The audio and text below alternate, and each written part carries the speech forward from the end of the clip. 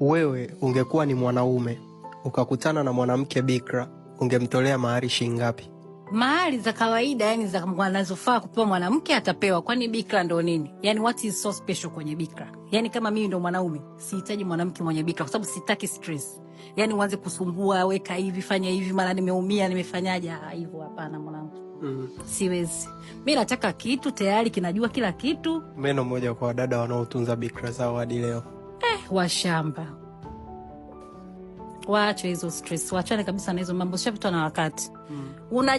Wanajinyima tu kupata raha. Wanakaa na madude yale ya nini sasa, mauchafu au unaweka ndani ya mwili. Na kusumbua tu. Wawape masela vitu. Masela wafumue.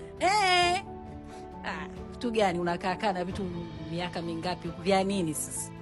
Amna masela, nataka hizo stress sasa hivi.